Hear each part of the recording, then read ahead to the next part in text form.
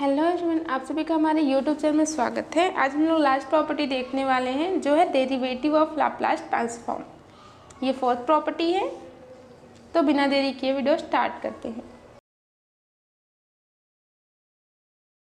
ये हमारी जो डेरिवेटिव ऑफ लाप्लास ट्रांसफॉर्म है जिसको हम लोग फोर्थ प्रॉपर्टी बोल रहे हैं। अगर हम लोग जनरली काउंट करें 5 प्रॉपर्टीज़ तो थर्ड प्रॉपर्टी जो शिफ्टिंग प्रॉपर्टी होती है ना, उसमें 2 प्रॉपर्टी होती है तो उसको थर्ड और फोर्थ काउंट कर लेते हैं, इसको 5 काउंट करते हैं।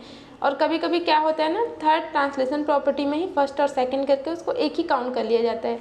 तो हम लोग बोल सकते हैं कि टोटल 4 प्रॉपर्टीज़ ही है।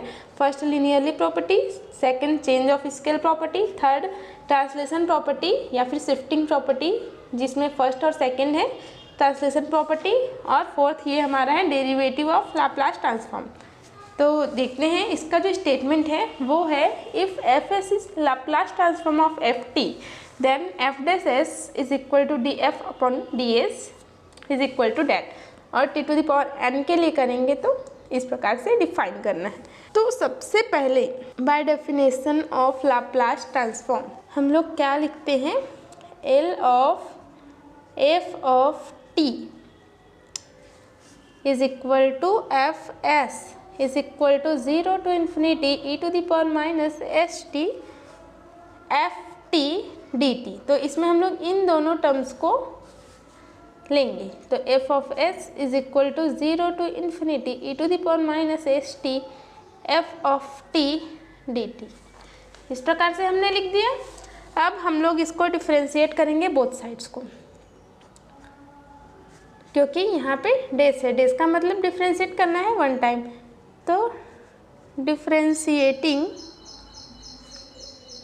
Both sides with respect to s,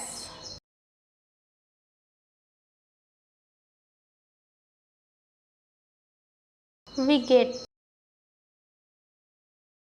इसको हम लोग वन टाइम डिफ्रेंशिएट करेंगे तो हमको एफ डैश एस मिलेगा, या फिर इसको हम लोग लिख सकते हैं डी बाई डी एस और एफ, ये या फिर सिर्फ एफ भी लिख सकते हैं। तो इस साइड को हम लोग डिफ्रेंशिएट करेंगे तो हमको क्या मिलेगा, एस के रिस्पेक्ट लेना है तो ये हमारा कांस्टेंट टर्म हो जाएगा, और E to the power minus S T तो होगा ही। अब एस के रिस्पेक्ट में हम लोग इसको डिफ्रेंशिएट कर रहे हैं तो ये माइनस टी भी मिलेगा, और ये एफ टी डी टी ये हो गया। F dash S is equal to 0 to infinity, इसको लिख सकते हैं minus S T minus T F of T D T. अब अगर लाप्लास ट्रांसफॉर्म के रूप में इसको लिखना चाहें तो इसको लिख सकते हैं F dash S is equal to by definition of Laplace transform. यहाँ पे ये किसका लाप्लास ट्रांसफॉर्म होगा, ये इसी का लाप्लास ट्रांसफॉर्म होगा। एल ऑफ एफ टी लिखते हैं तो एफ टी के जगह माइनस टी एफ टी है। तो ये हो गया, ये प्रूफ हो गया, यही हमको लाना था फर्स्ट। ये देखिए F dash S is equal to L of minus T F of T, ये लाना था। एंड इन जनरल टाइम में एन टाइम इसको कर देंगे। तो इसको देखिए आगे, इसको हम लोग लिखेंगे carrying out the process of differentiating N times we get, N times इसको डिफ्रेंशिएट करेंगे तो ये हो जाएगा F N S is equal to D N upon D S N F of S is equal to L minus 1 to the power N और T to the power N और F T. तो इसमें minus 1 to the power N को बाहर निकाल देते हैं, D to the power N upon D S to the power N, sorry इसको बाद में लिखेंगे, minus 1 to the power N बाहर आ जाएगा, L T to the power N F T. और ये वाली टर्म को यहाँ पे सेम इट इज़ लिख लेते हैं।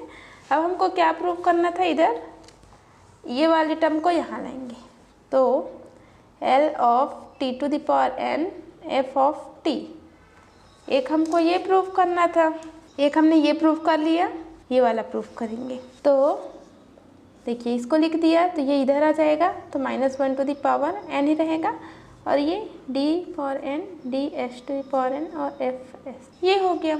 और इसी को ही हम लोग क्या लिख सकते हैं, -1 to the power n d to the power n upon d, नहीं, इसको हम लोग fns लिख सकते हैं, -1 to the power n fns, n time differentiate हुआ है।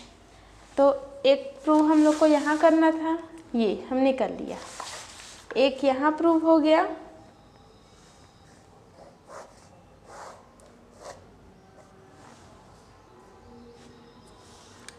ऐसा भी लिख सकते हैं हम, और ये भी प्रूव करना था।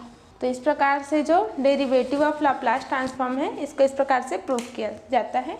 तो आज की इस वीडियो में बस इतना ही। अब हम लोग अगली वीडियो में लाप्लास ट्रांसफॉर्म देखेंगे, बहुत सारे एलिमेंट्री फंक्शन का। तो तब तक के लिए जय हिंद, वंदे मातरम।